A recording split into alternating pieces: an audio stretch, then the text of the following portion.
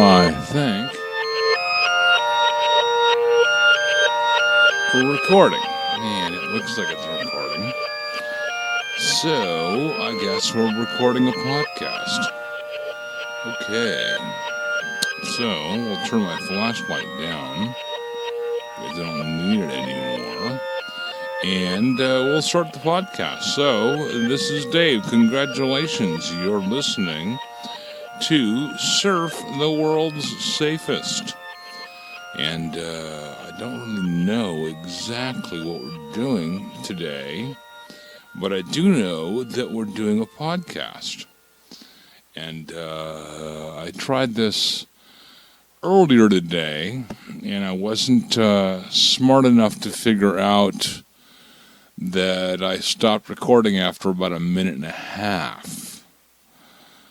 It was 45 minutes of golden perfection,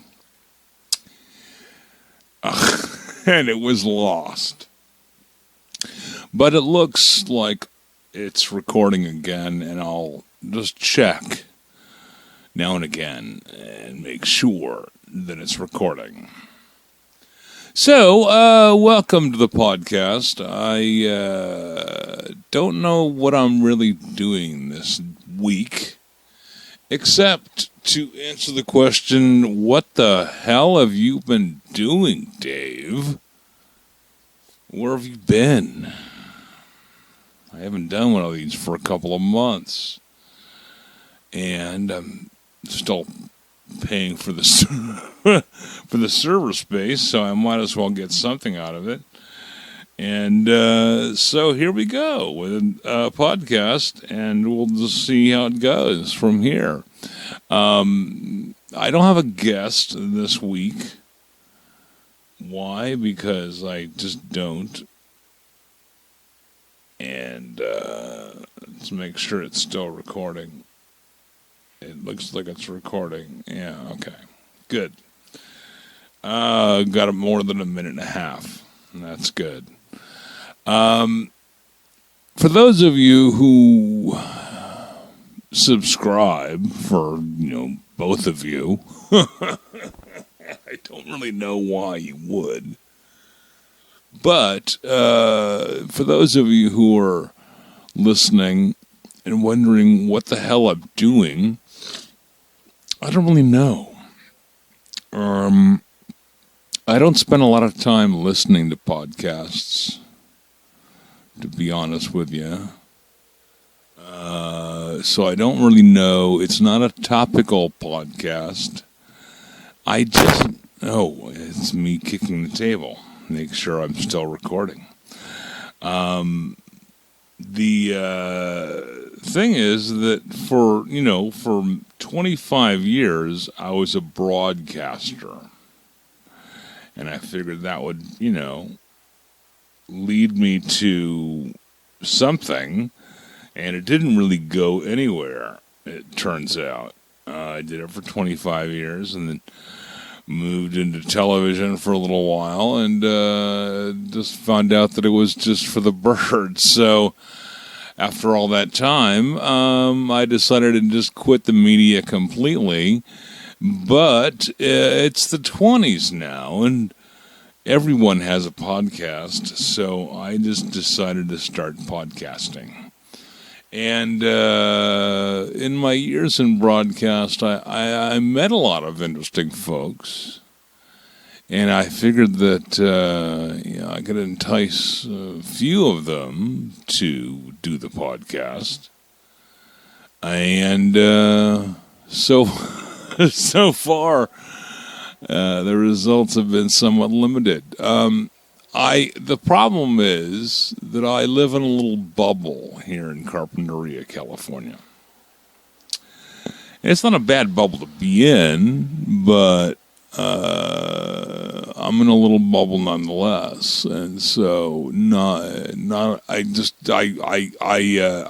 work a mile and a half from where I live, which is about a half a mile from where I do all of my shopping.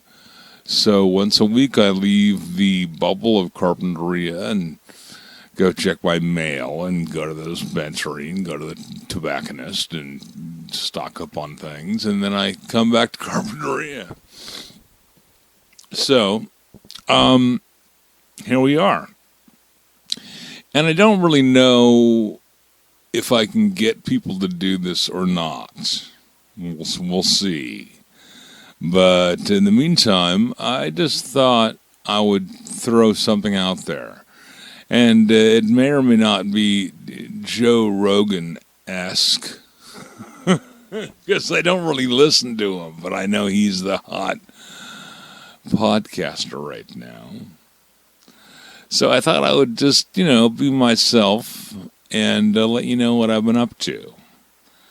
Because, it's more interesting than I'm not talking about what I've been up to, I guess.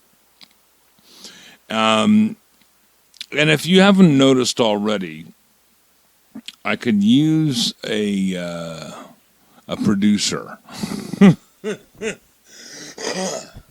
It's just me and my microphone. And I could use a producer. And so if you have got some helpful suggestions on people that you think I should be talking to, if you want to apply for the producer position, it's open. You can email Gomulet at gmail.com. That's GOMULET at gmail.com. Or you can call 805, let's see here, what's the number? 249-4995. Is that it? I better get the flashlight out, make sure I know what I'm talking about, because I don't want to give out the wrong phone number, because that would be stupid. So it is area code 805 724-4995. Mr. Glaucoma can read with the lights on. Or, Jimmy, keep your cards and letters coming. P.O. Box 41733, Santa Barbara, California, 93140. I'll make sure I give those out again. But a good producer would probably tell me to give it out at the beginning. And sorry it took me so long to get to that. But you can let me know how much you hate what I'm doing. That'd be fine with me. Or you can, have some helpful suggestions for me as well. But since we're doing a podcast, I might as well let you know what we're up to. I'm sitting here on my patio on a warm summer evening outside the Green Room Studios. Sorry, I'm not in the studios, but it's stuffy in there. I can't smoke. I might want to smoke. And that sort of thing. In the background, you can hear, I don't know what you can hear. My neighbors are doing something. They're thumping. I don't know. But the bar's pretty low because we're podcasting, so I'm not that worried about it. What I've been up to for the last little bit is I've been in the hospital, and I wasn't expecting to go, and so this is what happened. I work overnights at the End of Times Motel, number 666, and all of the years that I spent in broadcasting have given me perfect tools to check you in to the End of Times Motel. And, but, it's in my bubble. It's a mile and a half from my house, and so it's a good thing. And I I did something that I'm uncharacteristic in doing, and that is that I called in sick for a couple of days. I wasn't feeling well a couple of weeks, maybe 3 weeks ago. And so I decided to call in sick for a couple of days. Wasn't feeling great after a couple of days. But I decided it was time to go back to the motel and get back to work. So I did. But I knew something was wrong. So I made an appointment with the doctor, which, I went through the clinic, and so it took a week to see the doctor.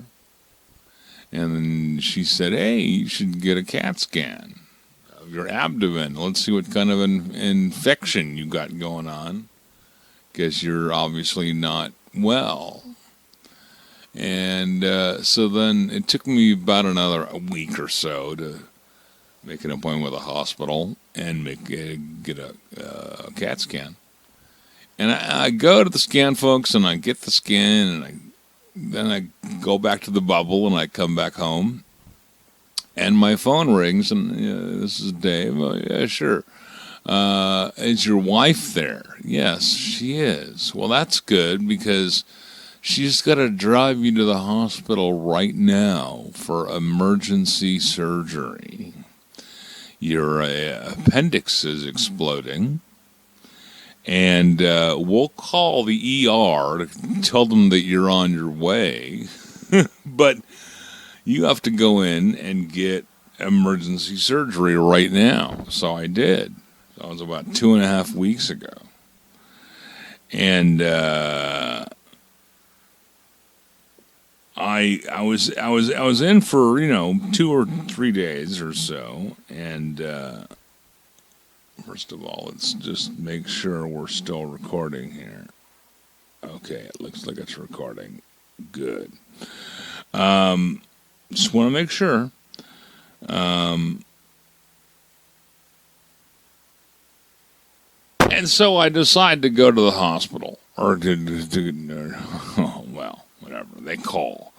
So I'm there for a couple of days, and and I talked to the surgeon the day after the surgery, and he said, well, there wasn't much appendix left. It had mostly ate itself because it was infected and exploded. I'm like, oh, good. So he said, yeah, there just was some debris I had to vacuum up, and they did. And so that was that. And I had drained for a couple of weeks that I had to go back to the doctor to have taken out just a few days ago. Thanks to my wife for changing that every day. She had to drain that. And so he said, yeah, it was gone. It was like my appendix must have been exploded for a couple of weeks, and I was going into work. And most people go to the hospital, but instead I went to the End of Times Motel and checked people in, because that was what it is they paid me to do, I guess. So, I get the surgery, they take my appendix out, or well, it's gone anyways. They vacuum the debris, they put me back together again. And they notice that my head really isn't screwed on straight while I'm at the hospital. You may have noticed it too. And so they decided to give me an MRI. And so they stick me in the tube, and they shoot a couple of photographs of my brain. Decide, and that's not good, so let's give you some what do they call it? Contrast. And then shoot it again. Okay, cool. So I was in there for about a half an hour. And before I left the hospital, they said, well, you're good to go, except we noticed on the MRI that there are certain areas of your brain that seem consistent with MS. Which, I've never had a doctor suggest that I had MS before. So they say, go see a neurologist. So I've got an appointment in about 3 months to go see one. That's the earliest I can see one. So I may have MS. We'll see. And I wasn't really like I said, no doctor has ever suggested that I have MS, and I certainly haven't had symptoms in the past of having MS. And as soon as my brain revealed itself to me, I started having symptoms. Actually, I had one symptom just before I got the scan. I knew I had some kind of infection. I didn't know what it was. I'd maybe seen the doctor. And I noticed that my handwriting was bad. My right hand, which is my dominant hand. And my handwriting was like an 8-year-old child sometimes. And I mentioned it to my wife. And I said, well, it's just a reaction, I think, to this infection that I've got. Well, I've had the surgery, and I've taken the antibiotics, and so I don't have any more infection, I know. And not only do I still have that symptom, but actually it's progressed now so that it's a lack of, what do I want to call it? A lack of dexterity in my right side. My right arm and my right leg. And I've noticed that my right arm is not as strong as I feel like it should be. And just after I got home, I started having, and have had ever since, symptoms where my hands are numb. And I don't think it's a circulation thing where I've like my hands are asleep. It's just I feel in my left and right hands, my 3 smallest fingers especially, are numb. And rather ironically, I'm more numb in my left side. I have less dexterity in my right side, which is my dominant side, but my left side is the one that's got more numbness to it. So, okay, whatever. Just to keep it even. So anyways, that's what I've been doing. And we'll see if I have MS or not in a few months when I go see the neurologist. But in the meantime, I'm just going to stay in my little bubble here in Carpinteria and go to work at night and go sleep during the day and, get food. And that'll be that, I guess, and... if you want to know what I'm up to, you can subscribe, I suppose, to the podcast, and some of the interesting people that I know may appear there. I thought for a long time, since I was a long-time broadcaster, I thought, well, gee, a podcast would be an obvious thing for me to do. Because I was used to being on the radio every day, for Christ's sakes, for hours a day. But I realized that I had something else to talk about all the time there. I was playing a song, or I was talking about the news of the day, or whatever, and I had something to say. I had someone telling me what to say all the time. And the podcast is nobody telling me what to say. And you just have to find it interesting enough to want to listen to it. So, here I am.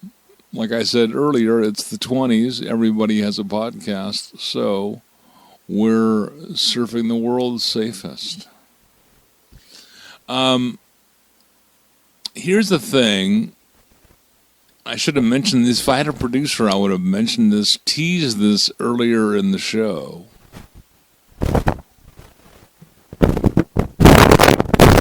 Wow, that's loud. I don't know what that is. That's my headphone. If I had a producer, it would have urged me to tease this earlier in the show, but I didn't. And I'm just looking to eat up time now.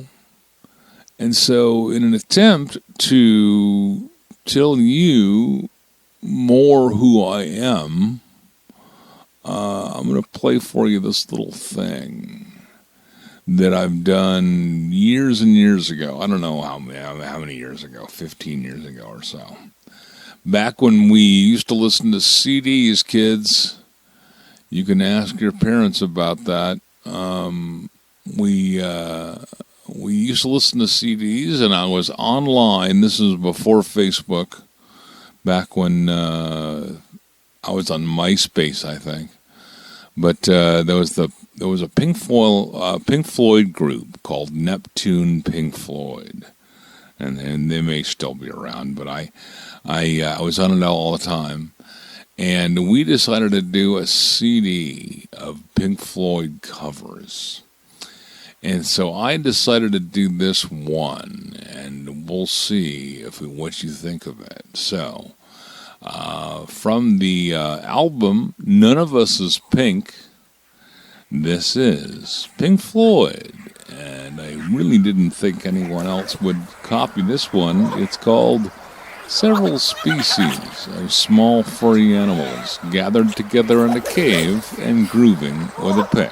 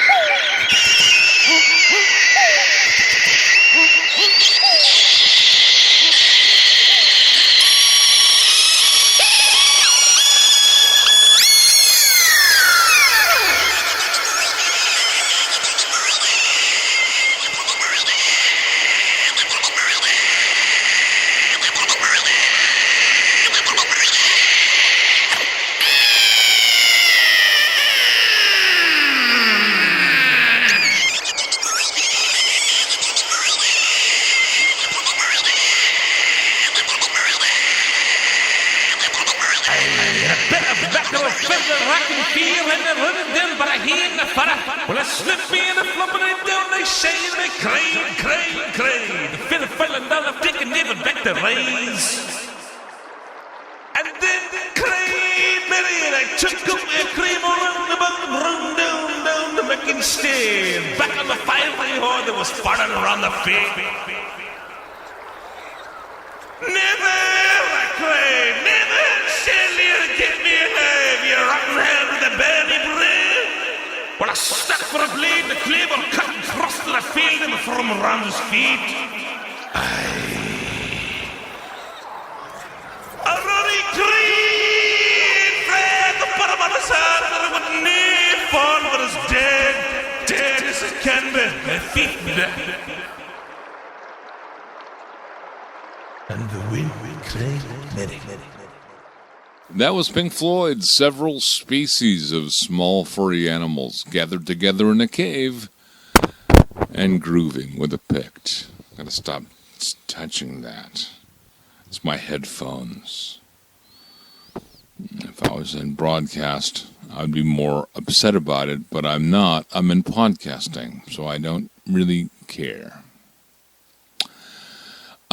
Thanks for listening. I thought we would just throw that Floyd cover in just to kill a little time because you've never heard it before, and I did it, and so now you know that much more about me.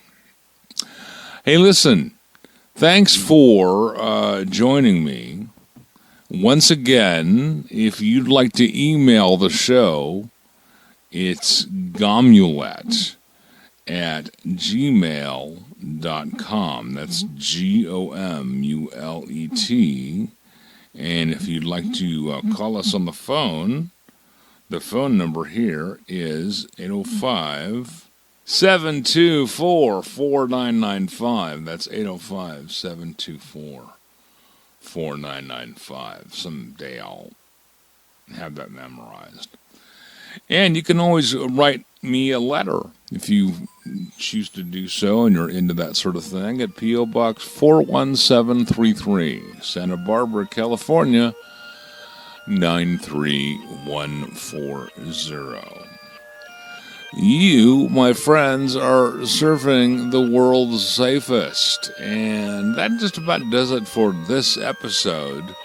Hopefully something a little more exciting happens on the next episode, but I thank you for your patience. Thanks for spending the time to get to know me, what I'm up to, and all the rest of it, and I will catch you on the next episode as we surf the world's safest.